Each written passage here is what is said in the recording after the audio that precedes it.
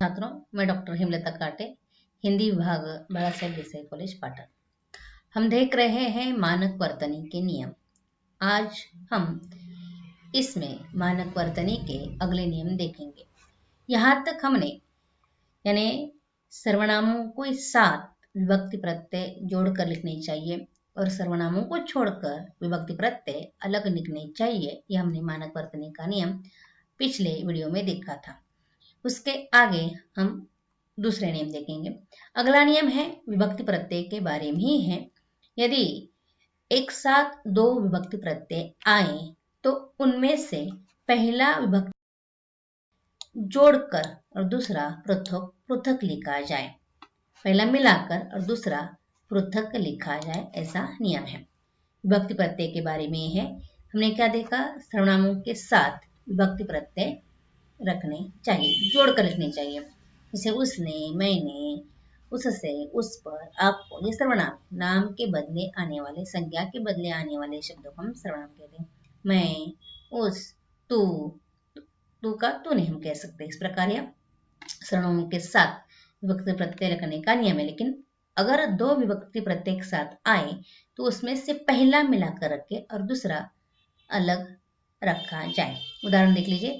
उसके लिए पहला मिलाकर और दूसरा अलग। उसके लिए, उसमें अंतर होना चाहिए। इनमें से, पहला में से, ये दो विभक्ति प्रत्यय एक साथ आए, से अलग।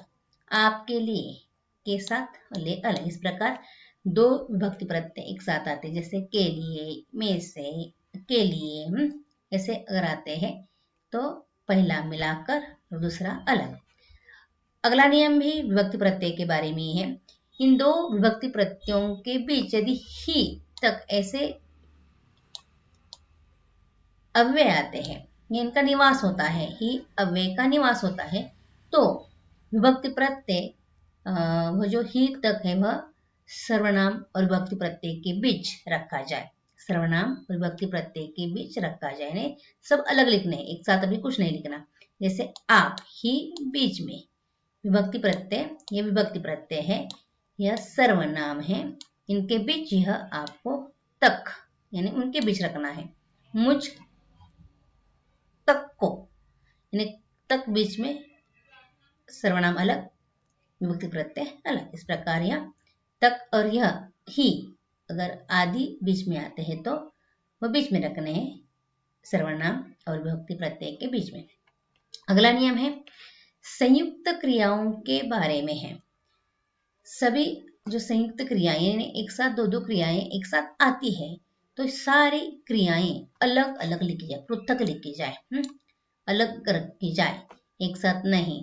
उदाहरण देख लीजिए। कर सकता, इसमें करना, सकना है, ऐसे क्रियाएं एक साथ आई है। जाना, सकना है। पढ़ना, करना, यह ऐसे अनेक क्रियाएं एक साथ आई है तो सारी क्रियाएं आपको कैसे लिखनी है? अंगभूत, ये अंगभूत है, अपने आप आती है।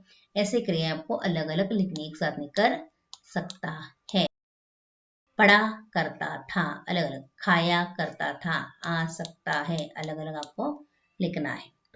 अब इसके साथ अगला नियम है तक, साथ आदि अव्यय हमेशा पृथक लिखे जाते हैं। तक और साथ यह अव्यय हमेशा पृथक लिखे जाते हैं। जैसे आपके साथ, यहाँ तक, तक और साथ, ये अव्यय हमेशा पृथक लिखे जाते हैं। अगला नियम है द्वंद्व समास के बारे में। द्वंद्व समास के बारे में जो नियम है वह देखने से पूर्व द्वंद्व समास किसे कहते हैं इसकी जानकारी होना बहुत आवश्यक है। द्वंद्व समास में दोनों पद प्रधान होते हैं। दोनों पद प्रधान होते हैं, दोनों पद प्रमुख होते हैं, मुख्य होते हैं। और दो पदों के बीच और, एवं, तथा, या, ऐसे ऐसे जो समन्वय करने वाले समुच्चय बोधक अव्यय होते हैं वह हो जाते हैं और तब वह द्वंद्व समास कहलाया जाता है। जैसे उदाहरण दीजिए। जैसे हम कहेंगे राम और सीता, यहाँ और लोप हो गया है। शिव एवं पार्वती, शिव और सीता, हंसी एवं मजाक, नहीं जो समुच्चय बोधक अव्यय उसमें लोप हो गए हैं और दोनों पद समान होते हैं। यहाँ राम भी प्रमुख है, सीता भी प्रमुख है, दोनों का स्थान प्रमुख है, यानी दोनों पद समान होते हैं और ये जो समुच्चय बोधक अव्यय है वह लुप्त हो गए हैं, तो उन्हें कहा जाता है द्वंद्व समास। और ऐसे द्वंद्व समास में अगर यह अव्यय जो लुप्त हो गए हैं, उन लुप्त हो गए अवयवों की जगह आपको क्या रखना है? हाइफन। क्या रखना है? हाइफन रखना है। हाइफन यानी छोटी सी बीच की रेखा। हाइफन यानी छोटी सी बीच की रेखा। जैसे मिया दिए राम सीता, हमने राम और सीता और निकाल दिया शिव पार्वती, यहाँ हाइफन रखना है। ऐसे द्वंद्व समास में आपको दो पदों के बीच क्या रखना है? हाइफन रखना है। ध्यान में रखिए हाइफन हम रखते हैं, लिखते हैं लेन देन, हंसी मजाक, इस प्रकार ये हाइफन रखना है। अगला नियम है, अगले उदाहरण है खाना पीना, खेलना कूदना, चाल चलन। अगला नियम है तत्पुरुष समास के बारे में।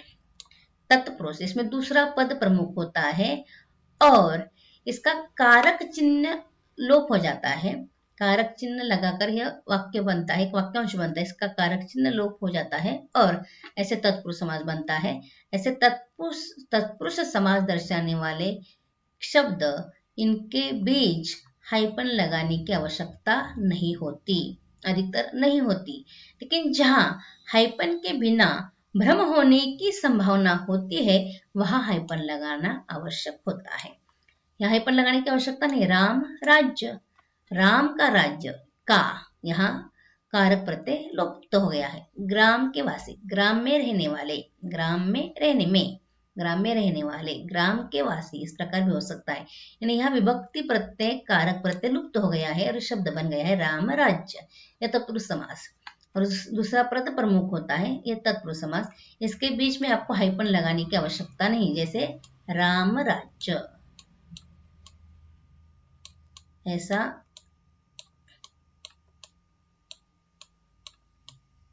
लगाने की आपको बिल्कुल आवश्यकता नहीं। एक साथ लिखेंगे राम राज्य राजकुमार, लेकिन अगर अर्थ बदल जाता है तो आपको वहां हाइफन लिखना है। उदाहरण यह दिया है भूत तत्व। भूत तत्व हाइफन लगाकर अगर आप लिखते हैं तो उसका अर्थ होता है पृथ्वी तत्व। अगर बगैर हाइफन के आप, जैसे हमने ऊपर नियम बताया कि हाइफन लगाने की आवश्यकता नहीं, तो इस भूत तत्व का अर्थ होता है भूत होने का भाव। यानी अर्थ में अगर परिवर्तन होता है, अर्थ बदल सकता है, तो वहां हाइफन लगाना आवश्यक है। यानी मूलतः हाइफन लगाने की आवश्यकता नहीं तत्पुरुष समास में, लेकिन बगैर हाइफन के अगर अर्थ बदलता है तो वहां हाइफन लगाना आवश्यक है। वाक्य के अर्थ के अनुसार यह नियम है। जहां हाइफन लगाने की आवश्यकता है तत्पुरुष समास में वहां हाइफन लगाएंगे, अधिकतर हाइफन लगाने की आवश्यकता नहीं होती। अगला नियम है और जैसा। इसके पूर्व भी आपको क्या रखना है? हाइफन रखना है। तुम सा यानी तुम्हारे जैसा, राम जैसा, ऐसे जैसा जैसे शब्द है, सा जैसा, ऐसे जो शब्द है इनके पूर्व आपको क्या रखना है? हाइफन। यह हाइफन चिन्ह उनके पूर्व भी आपको रखना है। हाइफन यानी छोटी रेखा, ध्यान रखिए हाइफन यानी छोटी रेखा। हलंत यानी पैर मोड़ना, बीच नीचे हलंत चिन्ह होता है। यह नियम हो गया। जैसा, सा के लिए हाइफन रखना आवश्यक है। समानार्थक श्री, सम्मानार्थक, यह सम्मान है, सम्मानार्थक श्री जी अव्यय स्वतंत्र रूप से लिखे जाने चाहिए, नाम के साथ मिलाकर नहीं। जैसे श्री राम राव, श्री ऐसा नहीं, अलग लिखना है आपको, एक साथ मिलाकर नहीं। यहाँ कैसा लिखा है? अलग। महात्मा जी अलग, कन्हैया लाल जी अलग। श्री जी, ये जो सम्मानार्थक अव्यय है हमेशा स्वतंत्र लिखे जाए। सीधा साधा सरल नियम है।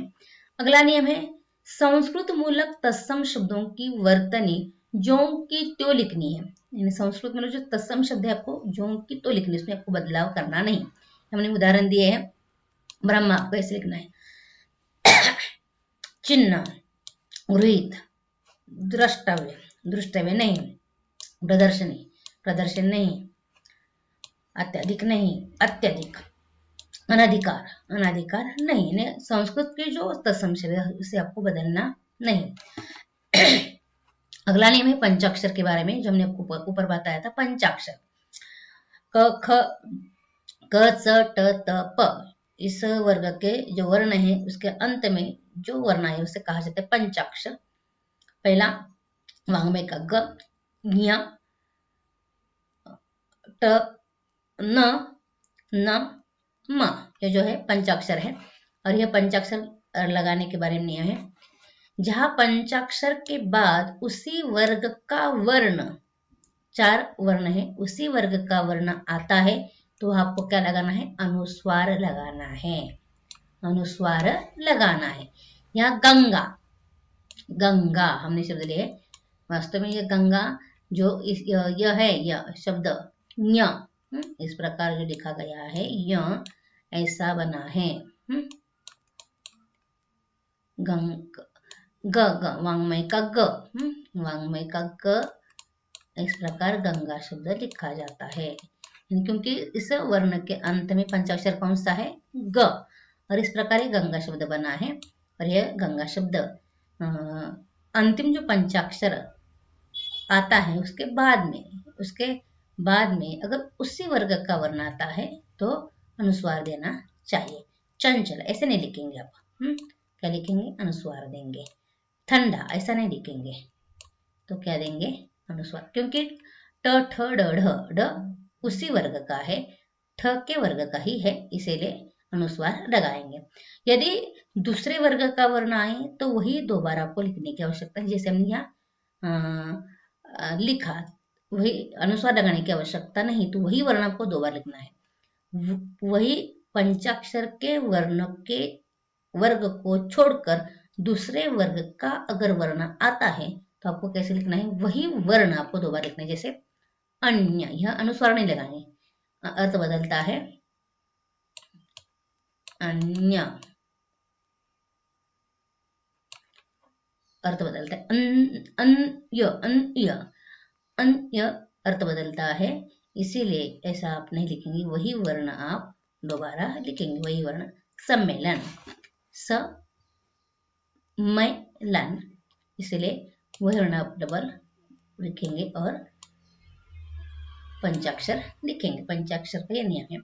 चंद्र बिंदु के बिना जहाँ अर्थ में भ्रम की गुंजाइश है वह चंद्र बिंदु लगाना आवश्यक है। जैसे कहा यानी कहना, कहा यानी कोठे, मराठी में कोठे।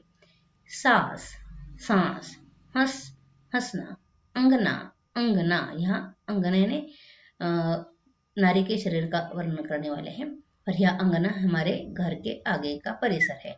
स्वांग, स्वअंग, स्वांग, इस प्रकार ये जहाँ चंद्रबिंदु लगाने के बाद चंद्रबिंदु को लगाना है, और जहाँ चंद्रबिंदु लगाने की आवश्यकता नहीं, कोई भ्रम उत्पन्न नहीं होता, वहाँ चंद्रबिंदु लगाने की आवश्यकता बिल्कुल नहीं। हमने हमेशा शब्द इस्तेमाल करते हैं, हमेशा एकदम दिखते हैं, नहीं, मैं, या हम अनुस्वार ही लगाते हैं।